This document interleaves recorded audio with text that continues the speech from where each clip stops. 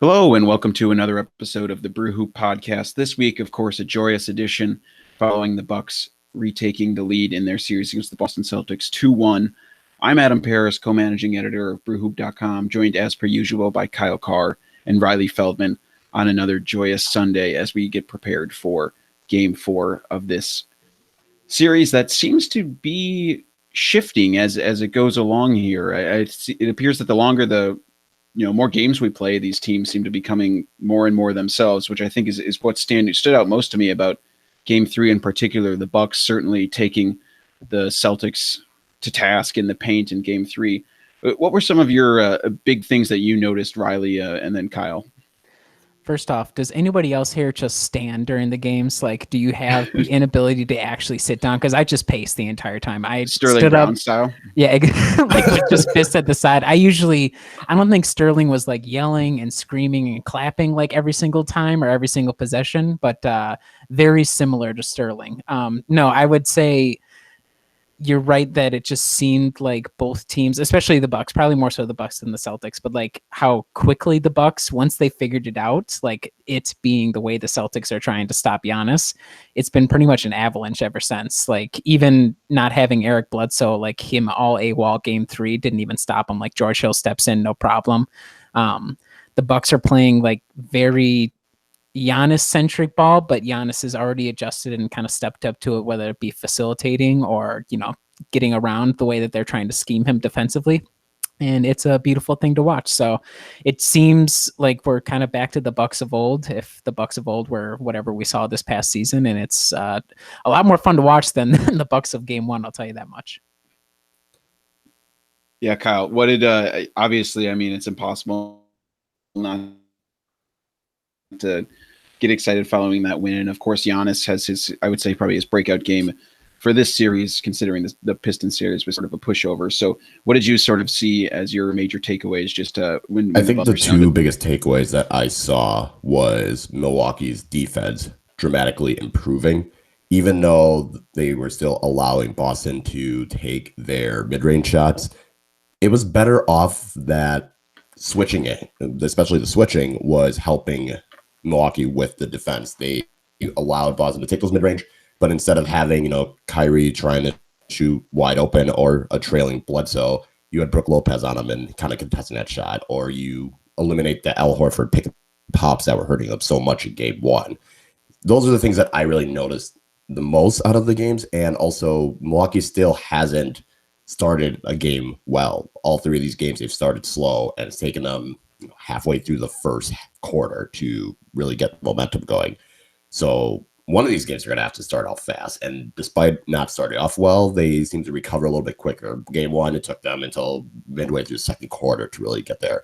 Game 2, it was more at the end of the first quarter. While in Game 3, it was 4 minutes and they had the lead back down to only one. So I think Milwaukee's adjustments have proven to be the decisive factor, and just forcing Boston to go in colder spells, and particularly in the third quarter. That's where the momentum is always shifted for either team in all three of these games, is in the third quarter. And Milwaukee has thankfully used that to give themselves a 10, 15, 20-point lead, while with Boston, they did that in Game 1. And that was more the fact of Milwaukee's defense completely falling apart than anything Boston did well. While in Games 2 and 3, Milwaukee used their defense to fluster, to force bad shots out of Boston, to force just sole iso ball. Yeah, and I think the adjustments are obviously the prevailing theme of this series to this point. It was the most biggest lingering question following Game 1. You heard us all talk about it. What is Bud going to do to make this Bucks team going to be competitive? What are we going to see from him in Games 2 and 3? Is he going to earn the contract that we think he deserved and all of the probably hopefully Coach of the Year awards that we thought he deserved, or is he going to sort of revert back to a lot of the issues that we seem to hear about him rumbling coming in, that he wasn't able to make adjustments in time, that he wasn't able to be a tactician in the middle of a series? And a lot of those questions have been answered in Games 2 and 3 here. So I think we'll touch on that more later, but let's just go over some of the numbers here quick for that 123-116 Bucks win in Game 3.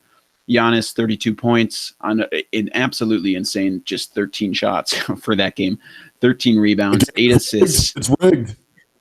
It's okay. I do not even want to talk about Celtics complaining about the refs. It's just crazy. 2 steals for Giannis and 3 blocks, which was delightful to see. Middleton, who had a tough go of it in the first half, but then seemed to heat up.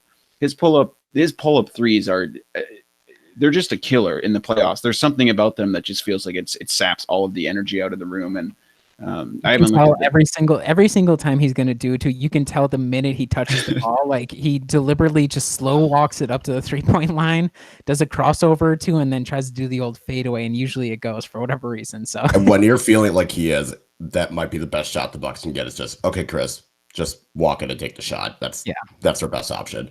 Yeah, and I don't have the numbers in front of me, but I know obviously his isolation scoring is way up this year. He is one of the best isolation scorers in the league, which is crazy. Also, sort of in a different way, you have to think about the fact that he's a lot better isolation scorer this year was probably going to just lead to this sort of result anyway, where when the game slows down in the playoffs, he's just going to be able to score at a higher rate. He's going to show why he's probably potentially worth the max money, because when games become a lot more half court oriented, and you need a guy who's going to bust you out of a potential slump, or if the defense is cracked down and you can't really break through. So good to see Middleton break through for 20 points in that game. 4 rebounds, 5 assists, and 3 steals too. I mean, Riley, it feels like just every game, even if he seems like he's struggling, he's able to make a mark on the box score. Yeah, this is like exactly, again, the whole season has been a referendum on, can Chris play the way that everybody envisions he can and really impact the game that you would hope to? And like throughout the season, we saw his 3-point numbers grow, and there was kind of a mix midway through the season of how can we still get him involved, because maybe he's not nearly as comfortable with that. But now that the playoffs have come along, like I think he's averaging more 3-point attempts than he was even taking during the season, and he's still making 54.5% of his 3-point shots, which is just insane. Like and I think he had 61% last season. So just continuing his postseason run it's amazing to watch. And then I think his reliability as a scorer is that much more valuable in the postseason, just because maybe it didn't come through in game 1 where, for whatever reason, it seemed like the entire team was thrown off. Whereas games 2 and 3, he's this reliable outlet for Giannis, where Giannis can kind of go into the game and say, I'm going to try and be a bit more patient, and I'm going to rely on my teammates and kind of pass it out. And when you have somebody like Chris Middleton who can kind of do it all and is willing to kind of position himself on the 3-point line and make shots at such a high rate, it's such an awesome release valve to have that I think is so much more critical in the postseason to make sure the machine runs, especially with tighter rotations and such. So it's been fun to watch, and I think he's definitely earning every single dollar he's probably going to be paid in the upcoming offseason with the performance he's had so far this series. Yeah, and then obviously I want to talk about the bench. I think the rest of the stars were fine. Brook Lopez still continues to sort of have a quiet series, just 7 points in this one. Mirotic, a quality 13 points, 3 for 7 from 3. That's basically what you can expect from him.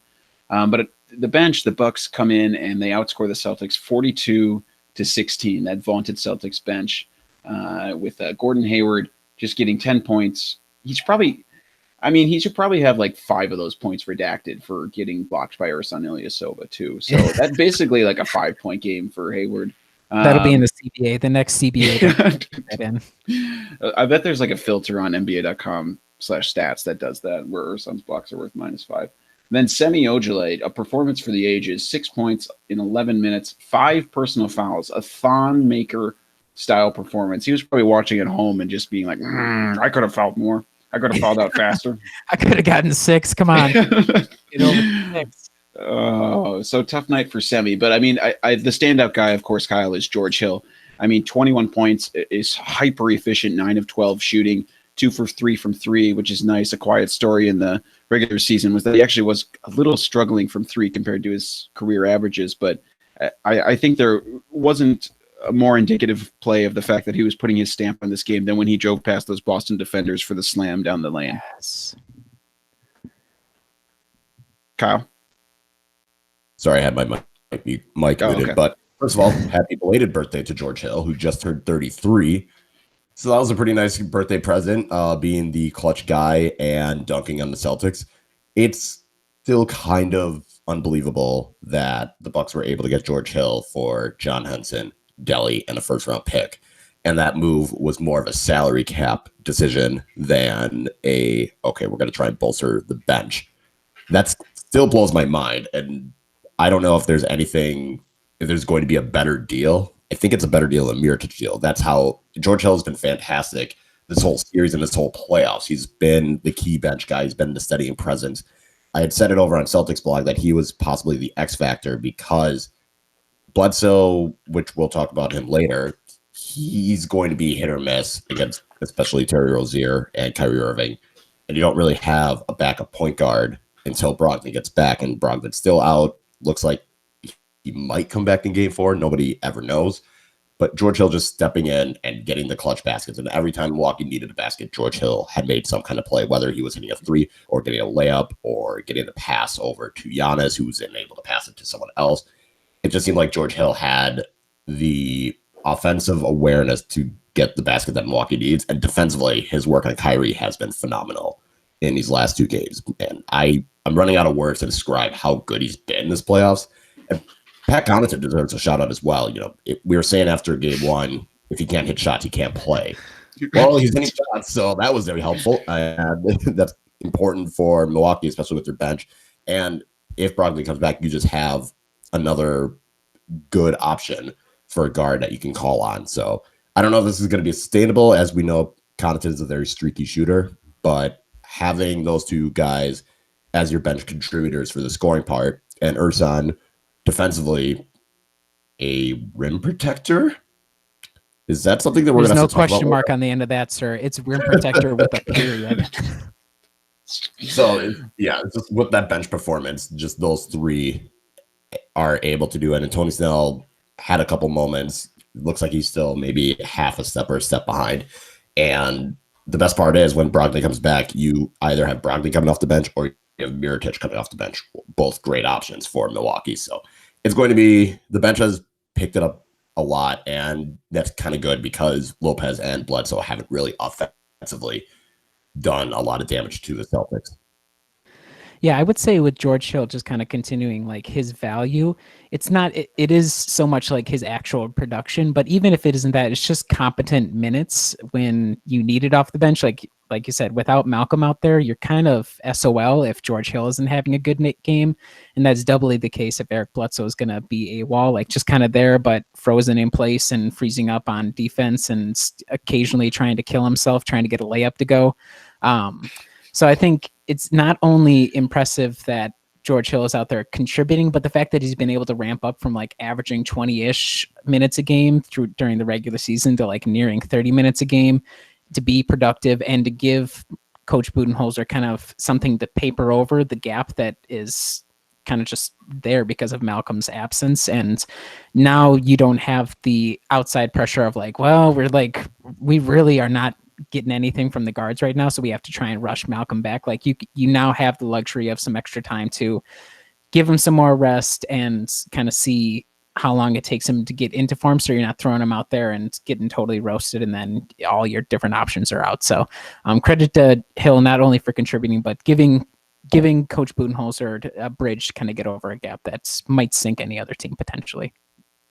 Yeah, and we talked all season long about how all of these fringe moves that John Horst had made had just obviously improved the floor of this roster by an umpteenth amount. I mean, thinking about just the Celtics having to throw out a guy like Thsi for a few minutes, or I mean, even Semi, and I guess that was a strategy that Stevens wanted to employ. But I mean, last year this would have been like Dellavedova filling in if there was a Brogdon injury, and don't need to say anything. Don't need to say anything more about that. Yes, yeah. I mean, George Hill looks like basically a shadow on defense of the guy that he's guarding. It's incredible. I can't believe that he's able to do that at his age still. And the athleticism on that dunk, just to be able to cross a guy up and work competently in the pick and roll, or whatever other sets they're sort of expecting of him, it's invaluable. And then obviously a guy who's worked with Bud before, so he's familiar with him from the San Antonio days. So I just think there's a lot of familiarity there, and you can't say enough, like you said, Riley, of him ramping up the production. And of course, another guy who sort of ramped up production in Tim Frazier. Game 3 here was Tim Frazier, of course, coming With in that for playoff streak alive. It is incredible that he is going to play throughout the whole dang playoffs. He didn't even get a minute on ESPN, which is ESPN's box score, which is tough for him. But we all know it happened to him. Doesn't Coach And Bud know that the Connaughton- coach? Doesn't he know that the Coach of the Year voting's already done? Like he doesn't have to keep proving a point in the playoffs by having Tim Frazier play each game. Oh God. Well, good. How would Kudos you feel to if Connaughton. Christian Wood just sitting there being like, "Are you kidding me?" Like Christian Wood's probably sitting there like, "You really couldn't throw me out there for 10 seconds at all? Come on." I mean, Christian Wood, whatever. Christian Wood probably thinks that about like anyone, even if we were throwing out like the worst player. So so Pat Connaughton, anyway, he plays for 28 minutes, which is pretty high. 5 for 11, 4 for 9 from 3, 7 rebounds. I mean, like we said, I mean, it's good to see him get the 7 rebounds. I honestly think that's an underrated part of his game and helping the Bucks' defensive rebounding numbers. Not that the Celtics are any sort of offensive rebounding dynamos, but when he's showing up on the box score in Game 1, of course, he really wasn't showing up in any way except for misses, which is always tough to see. But I'm happy to eat a little bit of crow on the Connaughton takes that we had after Game 1. But I don't think they were unfair, given we just said, I mean, he just needs to make the shots. And I think there is a question, though, Kyle, and of course Brogdon returning may figure this out, but of how many minutes is too many minutes for Connaughton. I mean, 28 minutes in this game. It feels like it's verging on little high. Yeah, 28 is still a little higher than I would like to see. I would say maybe 20 would be a respectable amount that doesn't hurt the Bucks' performance and keeps. It seems like 20 is the ideal number, but I mean, if Connaughton's going to shoot that well, then I guess you can keep playing him. And when he's not matched up against Gordon Hayward, he has not been as bad defensively as we have seen. He still gambles too much in a crucial playoff series, but I'd say 20 minutes is respectable. And with Brogdon coming back, I think 20 minutes will be his max because some of those minutes for Brogdon's going to have to come somewhere. And Connaughton playing 28 to 30 something minutes is going to get reduced. And Tony Snell might not get the 5-minute stint. You might see less Ersan. You might see less Mirotic just because, again, those minutes are going to have to go somewhere. So 20 minutes, let's say 20 minutes. That's fair. Yeah, I'd say 20 You heard minutes. it here first. Right. What was that? Sorry, Adam. No, that you heard it here first. 20 minutes. That's the right amount for Connaughton. That's the Goldilocks zone for Pat Connaughton is 20 minutes. That's the Goldilocks zone. Yeah. Oh God. All right. Well, I was just gonna say on top of that, I think while we talk about all the minutes, it's so difficult to determine just because we have zero clue what Malcolm Brogdon looks like. Like maybe 28 minutes is bordering on insane, but if Malcolm's still not 100%, then maybe you just kind of have to ride the dragon and hope it doesn't burn you as it go along. So it may be, I mean, when it works out, like in Game 3, it's a lot of fun, but you just kind of have to hope that Game 1 is an outlier and you're able to get through the rest of the series running a lot of Connaughton minutes without it actually killing you. Yeah, speaking of guys who hope a game is an outlier, probably Eric Bledsoe here was hoping Game 1 was an outlier. And hoping Game 3 is also an outlier. Just 9 points, 4 of 15 from the field, 4 turnovers, basically struggling in every aspect of his game in Game 3. And it was pretty clear from the outset, Kyle, that he was forcing the issue. Yes, that's probably the best way to describe it. Last year, he just wasn't trying that hard until Game 7. That was the frustrating part of it all. Was it's not that he was playing poorly, it's that he wasn't even trying. Well, this year he's still playing relatively poorly, especially for his standards, but at least he's trying. Maybe a little bit too much, taking 15 shots is high, and I know at one point he had taken 10 shots in the first quarter, at least the first half, while Giannis only had 3 or 4, and that was before all the free throws. So I think defensively, though, he's been great. And I had said throughout Game 3, he's going to have a moment where he's going to get it together. And that moment that he got it together was that layup at the end when Milwaukee needed it, when things were starting to get a little too complacent for the Bucks. And I'm hoping that's going to be a turnaround for him. I think it's just offensively, he wants to try and do as much as he can. And if he's going to be aggressive, that's fine. If he's going to get to the rim and just not hit shots, okay. If he's not going to hit threes, also fine. But the turnovers were just sloppy turnovers. It just seemed like offensively he hasn't found a rhythm yet, and I don't know what the reasoning for that is. I mean, I would say Kyrie's not a lockdown defender, and neither is Terry Rozier. So I think it's just a mental block, especially being in Boston. So hopefully he turned it around, getting that layup at the end boosts his confidence. But offensively, he's been struggling well. Defensively, he's still done a great job in the second half of Game 3 against Kyrie. You could tell he was willing to die if that's what it took to get that layup to go. Like, he's like, okay, Jaylen Brown, 1-3-1 zone. He blew past him. He's like, I don't care how violently I fall onto the floor. I'm going to try and get this one to go. So credit to him. You could tell how badly he wanted just a basket to finally go down. And like, it's just baffling to watch because we've been so used to anointing him as like the lead defender du jour on the team. And then you watch him in Game 3 and just there's multiple times where it's just like one-on-one versus Kyrie. Here comes a pick and roll, and like Eric freezes, or like he gets in like a catatonic state and just stops. Like it's really weird to watch. And then Kyrie gets like an open shot.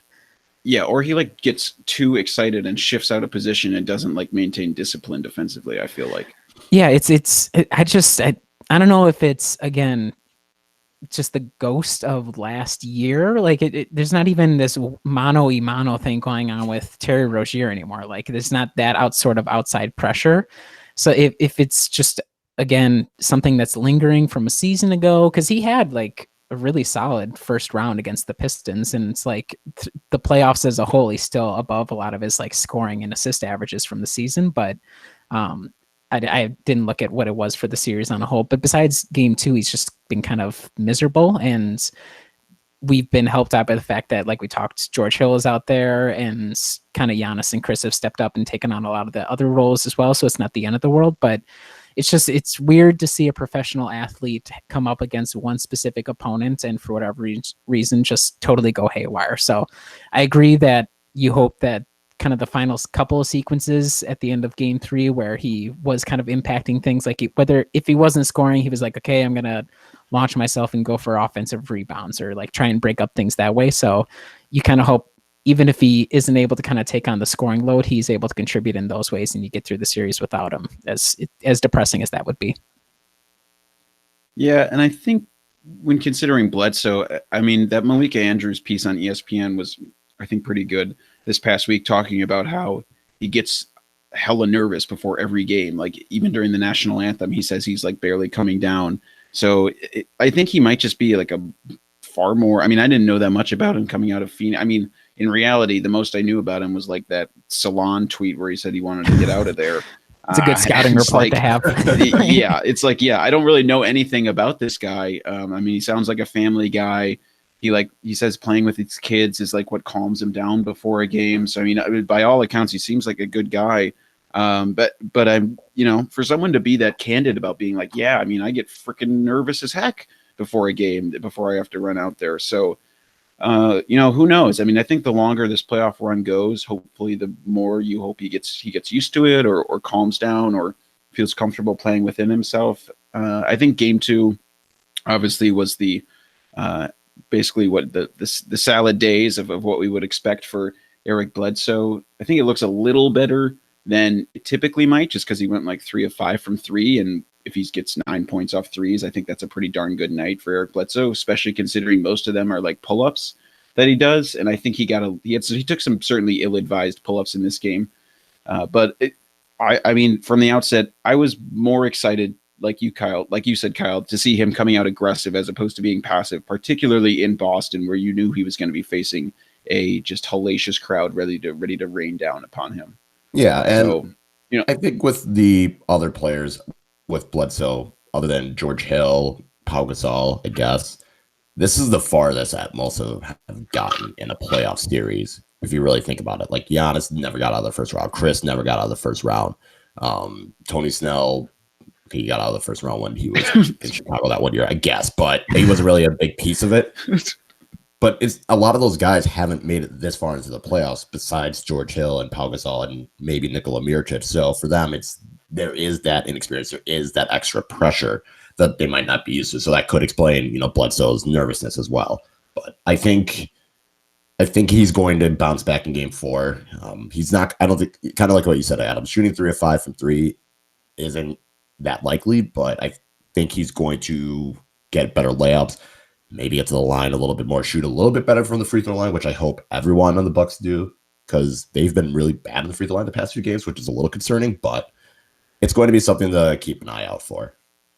And it's reasonable to be kind of nervous about it, but I think at the end of the day, he's so critical to what this team does that you kind of just have to keep the faith, keep riding him, and hope he works it out eventually, because maybe somehow the Bucks are able to get through this series without having to have him contribute in a big way, but at some point he's going to have his head on straight. And, you know, it's frustrating to watch from home that it's like, wow, I can't believe this is happening for a second year in a row, but you kind of have to just grit your teeth and get through it if you're going to have him kind of be locked in for the Eastern Conference Finals and anything beyond as well.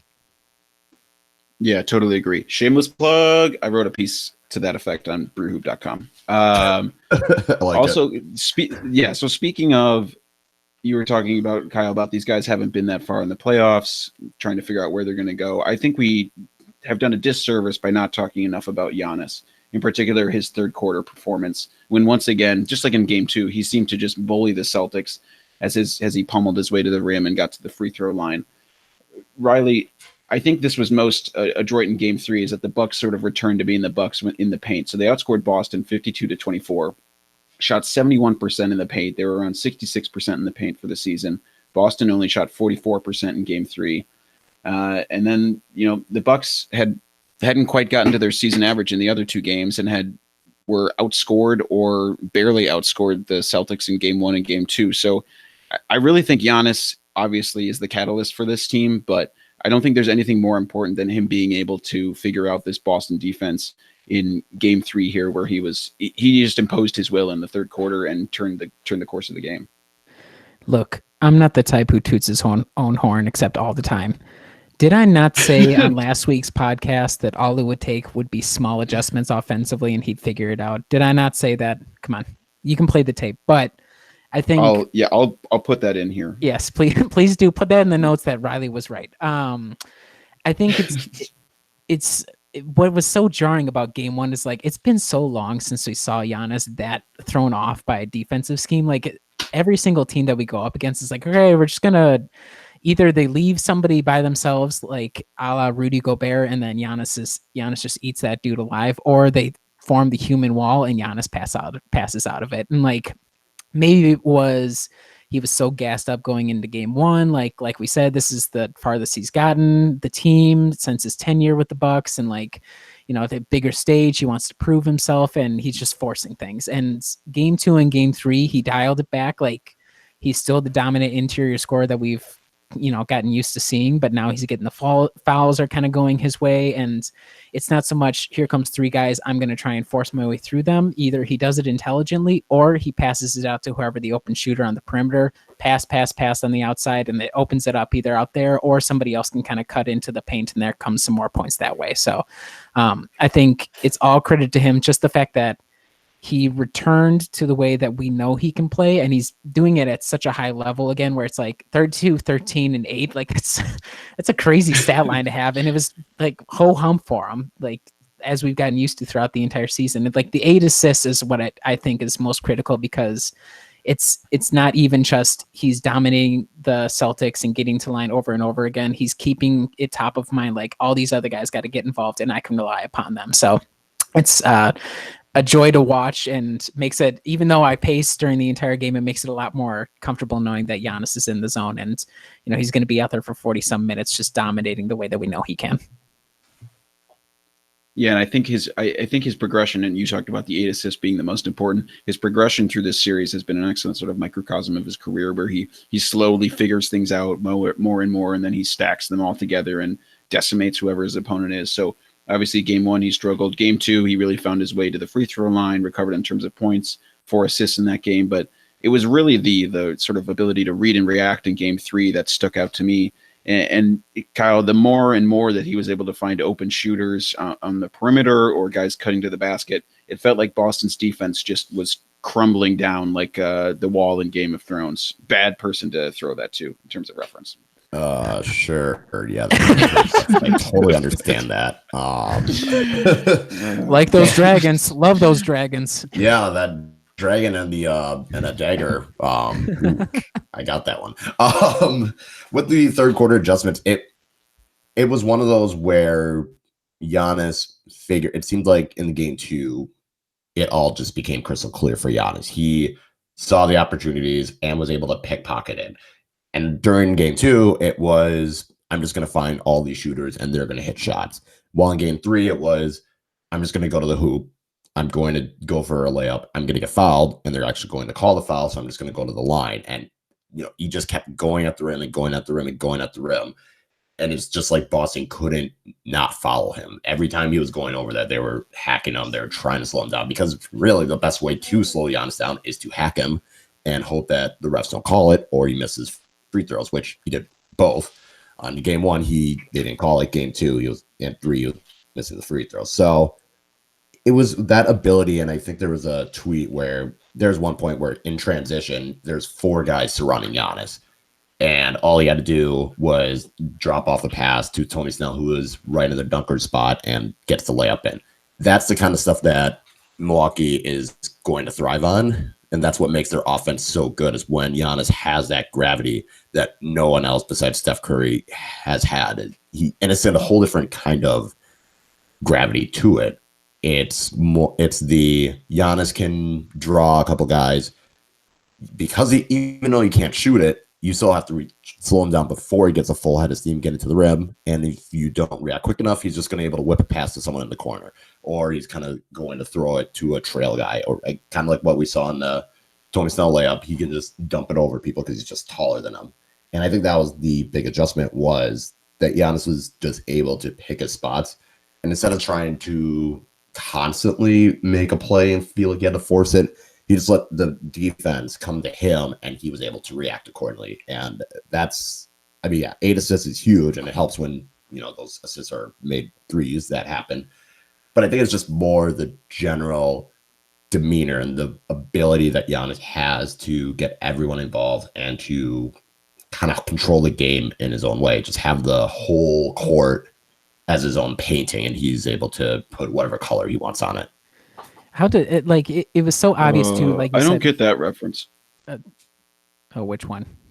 Sorry, go ahead, Riley. Oh, was that a joke? Okay. That What? went the joke to the joke went right over my head. No, I was just gonna say, as you said, Kyle, it was so obvious, like the very first possession of game 2, it was like Giannis was immediately looking to make the pass from the top of the key. Like that was over and over again, like as he got more comfortable, it was like, okay, I'm not going to rush right into the paint and try and make this happen. He was very deliberate, like even if it wasn't to an open shooter per se, or like, his usual driving kick, he's like, I'm just going to pass it. And it was like, he was doing like weird curveballs. It was crazy to watch, but it's got to be just uber depressing to be the Celtics. Cause what are you going to do? Like maybe a year ago you could get by like, okay, maybe Chris Middleton and Giannis are going to kill us, but at least they have to rely on Jason Terry for 25 minutes. Whereas this year it's like, the quality of the rest of the roster is so much higher that even if, you are able to kind of work your thing, like, okay, we're just going to let Giannis and unfortunately Chris Middleton roast us alive again. Like everybody else has to beat us, but then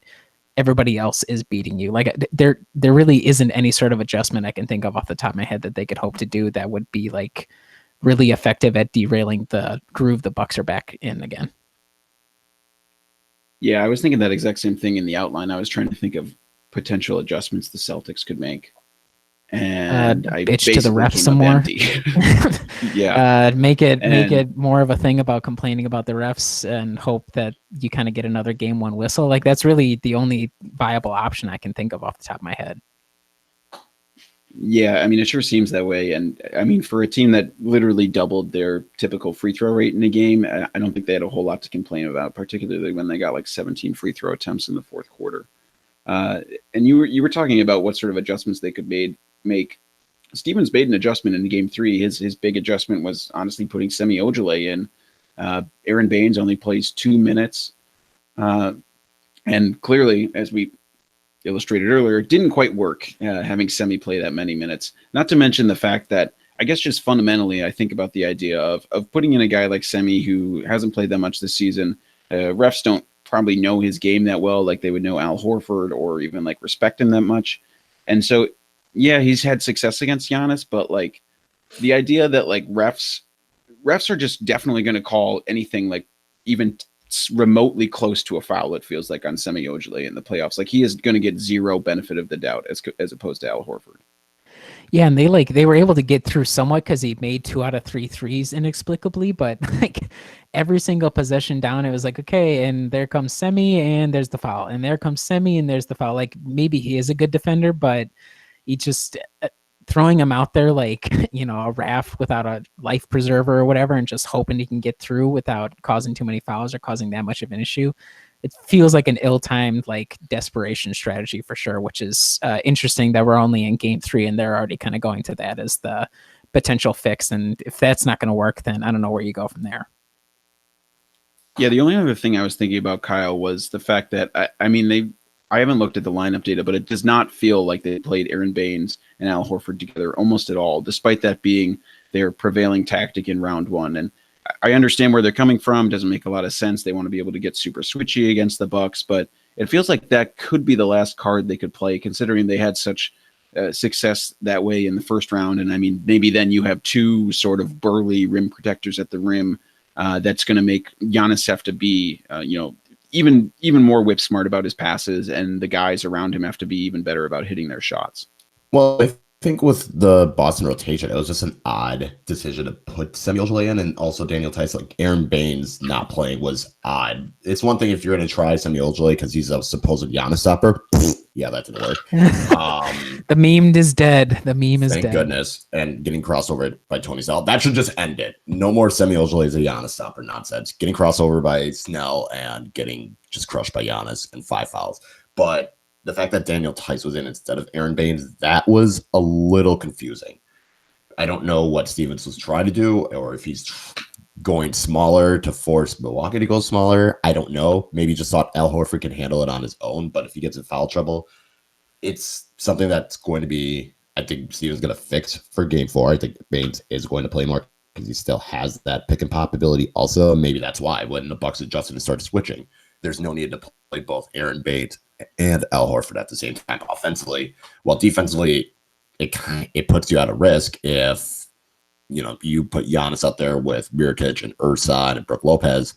You're still spacing the floor out to the point that you need to go smaller to keep up with that speed. So it's going to be something that Stevens is going to adjust to, but the Bucks really just has to keep doing what they've been doing in games 2 and 3 with their switching, and even going with the 1-5 switch with Lopez on Kyrie, as that has been a key factor why Kyrie is shooting so poorly and Boston's third quarter offense gets into a rut. Yeah, and I was just going to bring that up. I mean, we've talked about some of the potential adjustments Boston could make, but I think more importantly are the adjustments that we've seen Bud make in games 2 and 3. Definitely switched 1 through 4 almost a ton in game 2, and went all the way to 1 through 5 in this game. You saw Brook Lopez on Kyrie, as you mentioned, Kyle, a couple different times. I think a lot of the national people might not necessarily know that Brook Lopez actually is like a surprisingly good switchable center. I mean, there was at least one possession where I saw him basically lock up Kyrie, which is insane. But I think, Riley, we have to be incredibly, I mean, at least for me personally, I was pretty hesitant to be like, oh, is Bud going to make the adjustments after game 1? And then all of the rhetoric at practice was basically, we need to play with more energy and effort. A little PTSD for all Bucks fans there. And so I mean, it was very surprising to me, the amount of adjustments that we saw made in game 2 and the fact that he continued tinkering in game 3. Yeah, I mean, if you ask Kyle kept the faith throughout. So Kyle's exempt from this discussion, but I for sure was, I was a little worried after game 1, and I think it's reasonable for everybody to have been worried because the Bucks haven't gotten smacked like that the entire season, especially on their home court. And how depressing for that to happen in game 1 for the first time. You've been in the second round for 20 years. So I suppose I probably should have taken some more Kyle Carr prescribed meds and calmed down a little bit because, got to keep the faith, got to keep on the hype train. But I think it's notable, if not just for this series, but just in general, it maybe the rep of Bud being like, oh, he doesn't adjust. I think maybe when I was thinking, I was like, wow, he literally makes 0 changes to his lineups or something. I guess I don't really know what I expected that to mean per se, because you got to figure coaches adjust at least a little bit to some extent from game to game in a series. But The fact that he's been willing to throw out something like the switch scheme that came in the third quarter, that just really, I mean, it eviscerated Boston offensively in the third quarter of game 2. And like, I don't know if it's probably not him feeling desperate per se, because the first half of game 2 wasn't really great, but like Kyle said, both of the third quarters kind of broke things open. So I don't know if it's so much desperation as like he doesn't feel nearly as comfortable throwing out a system that the team hasn't really worked on throughout the season. It's like, okay, I guess we're just gonna have to try and give the switch to see what happens out there. And it happened to work to, great success for the Bucks. So I guess I feel a lot better about, not that I doubted Bud as a coach, but just, you hear all these narratives and everybody knows that Brad Stevens is an awesome tactical coach, game to game, kind of finding adjustments to kind of maximize his roster and kind of what they're able to do. So I think it's a combination of Milwaukee has such a higher talent level than they did a year ago, and they have a deeper roster that, like, even if you have to run out a switch scheme that you haven't worked before, you have the confidence in a lot of the guys that you have in the roster to be able to get it done. And of course, all of them were able to actually have it happen. So I agree that game 1 I was rattled, but I'm fully confident that we're going to win the rest of the way out and get out of here in 5 games. Yeah, and Kyle, honestly, the switching, it was an interesting adjustment. I mean, I wasn't that surprised by it. It seemed like everyone was basically calling for it. And we'd seen the Bucks do it. We had seen them do it against the Hornets quite a bit. We'd seen them install packages. We had heard Bud basically go on the record and say, yeah, I don't necessarily like switching, but my assistant coaches are pushing me. They're telling me we're going to have to do this. We're going to need it in the postseason. So, and obviously now we see them be able to pull it out and play with it with a really high level of competency. But I want to talk a little bit more about the game 3 adjustment, which was tightening the rotation. So it was basically down to 8 people. Tony Snell played 6 minutes, bless his soul, but it didn't look like he was really ready to be out there. Didn't look like this is not the time to ramp him up to game speed. But I think that is something that seemed like it was most non-fundamental to what Bud was espousing as a coach. He's like, yeah, I want everyone in my offense to get a ton of shots. I want to go deep on the bench. I trust everyone to be able to do what they're going to do. I mean, he was playing, and I think that spilled over into the postseason. He saw a ton of success with running around like a 9-man rotation in the Pistons series. He was doing that for the first game 1 and game 2, but I mean, I think benching Sterling Brown was a pretty big move on his part, considering he was starting just 2 games ago. Well, first of all I want to say is, listen to me now, believe me later on. Boom. As I said after game 1, it will be fine. Multiple times I said that. And those that jumped off of the hype train, stay off the hype train, maybe. I'll be nice and consider some of you to come back on.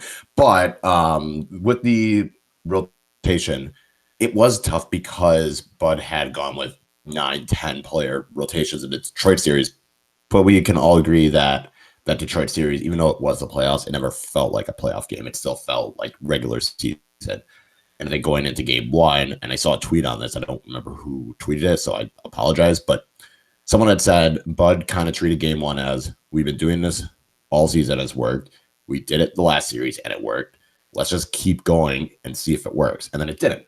And Bud had to make adjustments, which I don't know why there's this much worry that Bud was going to do any adjustments, but putting Mirotic in the starting lineup, that was the first adjustment we saw.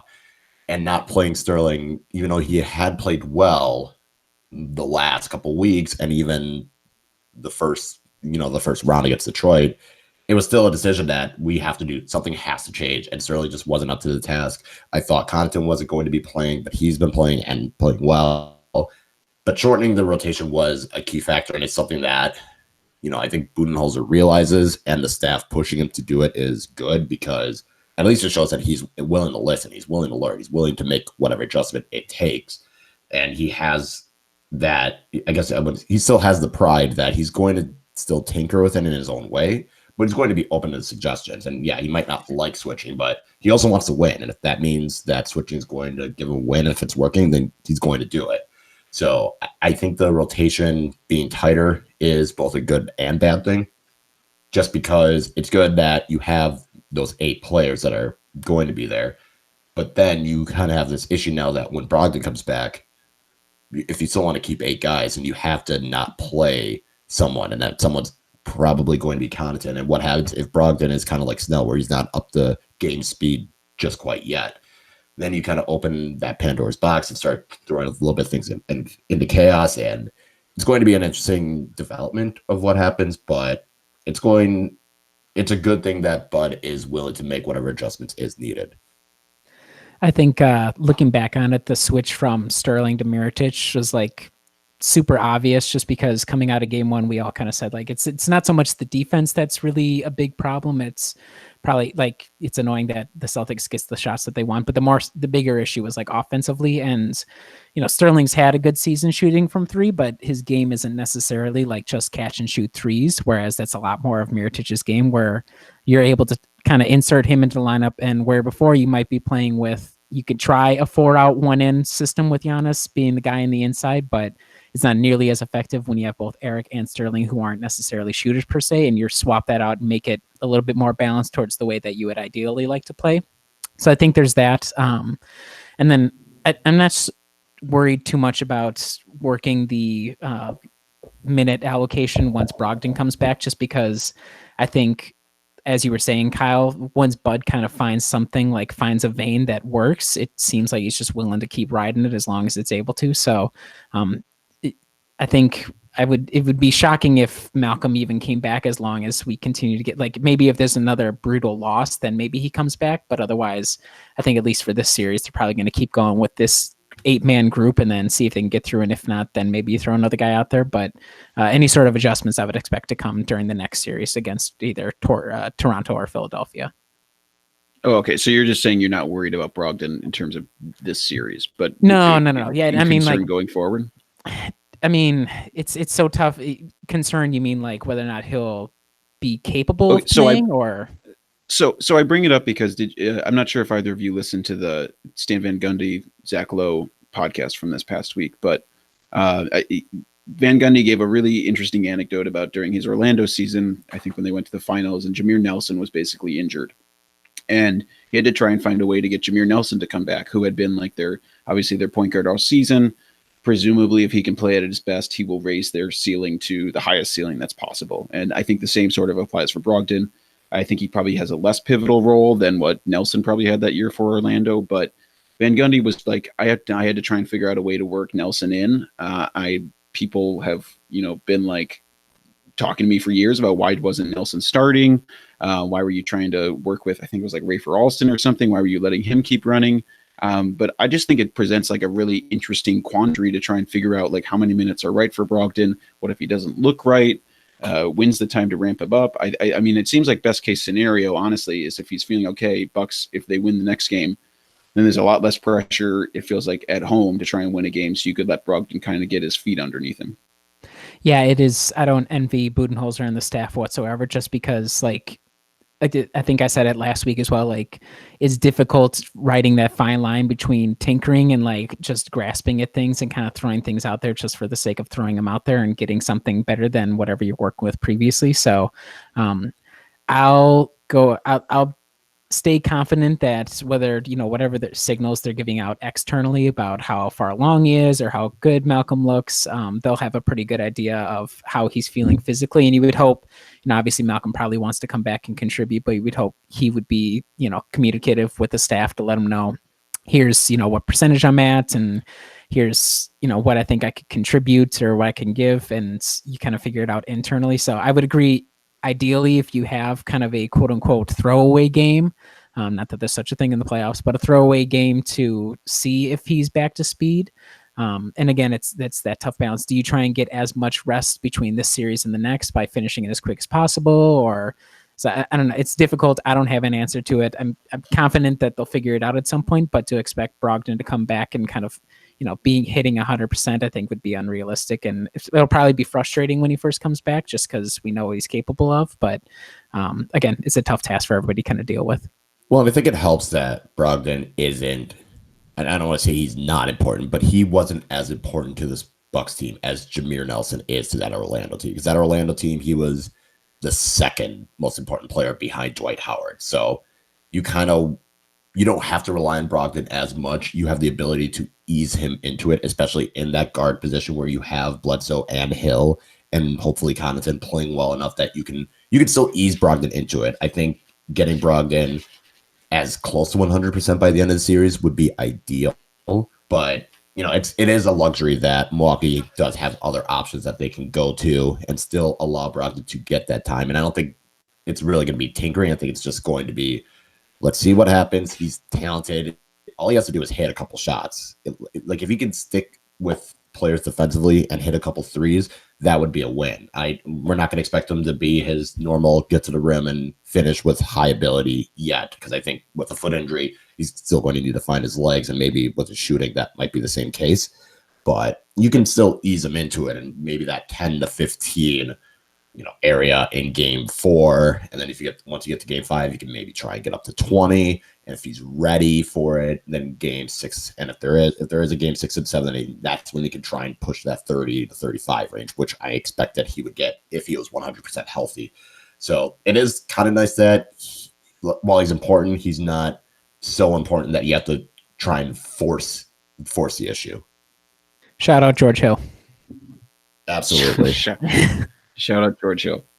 Well, I think that's really interesting points to watch going forward. How will Eric Bledsoe bounce back from game 3? When will Melko Brogdon potentially be available? Will Tim Frazier play again? That's probably a certain deal. Yes, that's a yes. That's a lock. Yes. Of course, that's a lock.